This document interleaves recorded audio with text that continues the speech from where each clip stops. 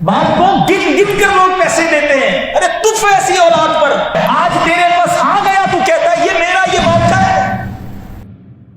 یقین مانے آپ بہت لکی ہیں، آپ بہت خوش نصیب ہیں کہ تمہاری ماں تمہارے پاس ہے، تمہارا والد تمہارے پاس ہے۔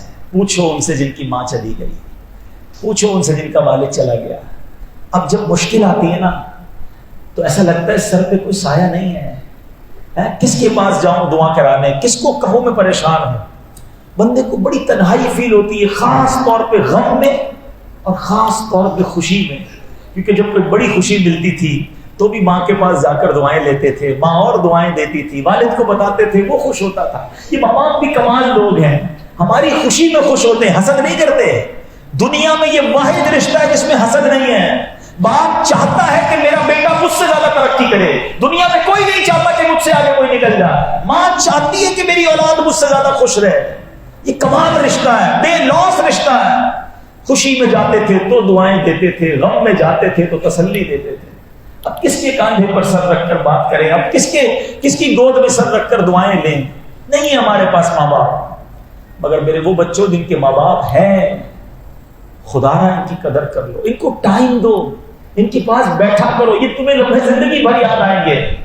آج ہم میں کئی لوگ وہ ہیں کہ جن کو ماں باپ سے بات کر رہی ہوتی ہے نا تو قبرستان جانا پڑتا ہے، ان کی قبر پہ جا کے بتانا پڑتا ہے کہ یہ معاملہ ہو گیا ہے، ان کی قبر پر جا کر کہنا پڑتا ہے کہ میں اس مشکل میں ہوں۔ تمہارے پاس تو تمہاری ماں ہے، تمہارے پاس تمہارا والد ہے، اس کا دل خوش کر لو، اس سے دعائیں لے لو۔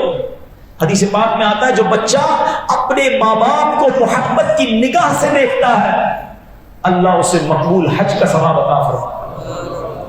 صحابی رسول نے عرض کی وَإِن نَظَرَ كُلُّ يَوْمٍ مِئَةَ مَرَّةٍ، حضور کوئی 100 بار دیکھ لے، اللہ کے حبیب فرماتے ہیں کوئی 100 بار دیکھ لے اللہ 100 حج کا ثواب عطا فرماتا ہے۔ اللہ اکبر و اطیب، حدیث کا مضمون ہے اللہ 100 حج کا ثواب عطا فرماتا ہے۔ اب ذرا غور سے سننا، محبت سے دیکھنے پر حج کا ثواب ہے، سچ بتاؤ خدمت کرنے کا ثواب کیا ہوگا؟ پیر دبانے کا ثواب کتنا ہوگا؟ دوائی دلانے کا ثواب کتنا ہوگا؟ ان کو کھانا کھلانے کا ثواب کتنا ہوگا؟ ان کی ویل چیئر چلانے کا ثواب کتنا ہوگا؟ ارے آقا نے تو محبت سے دیکھنے پر حج کا ثواب عطا فرمایا ہے۔ جو خدمت گار ہوگا اس کو تو وارے نہیں آرے ہو جائے، نہیں کرتے خدمت، نہیں ہے ٹائم۔ ماں باپ کو کہتے میرے پر ٹائم نہیں، میں دوستوں میں جا رہا ہوں، اپنا کام خود کر لو۔ ایک اور بات بتاؤں، خوش نصیب بچہ پتہ کون ہے؟ کہ جس کے ماں باپ نے اس کو خدمت کا موقع دیا ہے۔ واللہ تمہارے ماں باپ بوڑھے ہو گئے اور اب اس کیفیت میں آ گئے ہیں کہ ان کو تمہاری خدمت چاہیے، تمہارے پیسے چاہیے، تم سے کوئی ہیلپ چاہیے، واللہ تمہارے بھاگ جاگ گئے ہیں، تمہارے نصیب جاگ گئے ہیں، کیونکہ کئی ماں باپ ایسے ہیں جو خدمت لینے سے پہلے ہی دنیا سے چلے گئے، بچوں کی خدمت کرتے کرتے ہی خود چلے گئے۔ ارے بچوں کو تو موقع ہی نہیں دیا خدمت کرنے کا۔ اگر آج تمہیں موقع ملا ہے تو دیکھو اس سے جی نہ چرانا۔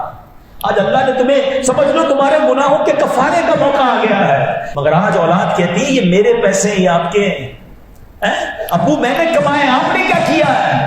باپ کو گن گن کر لوگ پیسے دیتے ہیں، ارے تف ایسی اولاد پر۔ اگر میرا اور آپ کا والد بھی جب ہم پیدا ہوتے اور کہہ دیتا کہ تیرے یہ ہیں یہ میرے ہیں، ہم تو بے لباس ہی رہ جاتے نا، ننگے پیدا ہوئے تھے، کپڑے بھی نہیں تھے جسم پر۔ کس نے پہنائے کپڑے؟ ہمارے ماں باپ نے پہنائے۔ کس نے کھلایا کھانا؟ ہمارے ماں باپ نے۔ ارے ایک ایک قدم چل کر انہوں نے ہمیں بڑا کیا۔ ہو سکتا ہے ہمارے ماں باپ نے اپنے کئی لقمے روکے ہوں گے، کئی خواہشیں روکی ہوں گی کہ بیٹا یہ فلاں کھلونا مانگ رہا ہے، بیٹا فلاں چیز مانگ رہا ہے، اس کو دے دیتے ہیں۔ ہم اپنا آج یہ خرچہ نہیں کرتے، اپنی پسند کے جوتے نہیں لیتے، اپنے بچے کو دلاتے ہیں۔ ارے باپ نے کبھی نہیں کہا یہ میرا ہے اور یہ تیرا ہے۔ آج تیرے پاس آ گیا تو کہتا ہے یہ میرا، یہ باپ کا ہے؟ نہیں، جو کچھ میرا ہے وہ سب میرے ماں باپ کا ہے۔ میں خود بھی تو اپنے ماں باپ کا ہوں۔ تو خدا را اپنے ماں باپ کو کبھی یہ فیل نہ کروانا کہ یہ میرا ہے، نہیں، ان کو یہ آخری عمر ہوتی ہے، بڑھاپا ہوتا ہے، ان کو یہ آنر فیل کرواؤ، یہ عزت انہیں دو کہ حضور جو بھی میں ہوں وہ آپ کی وجہ سے ہوں، میرے پاس جو کچھ ہے سب آپ کا ہے۔ وہ لے کے نہیں چلے جائے گا باپ، لیکن وہ عزت فیل کرے گا، بڑھاپے میں اسے عزت دو۔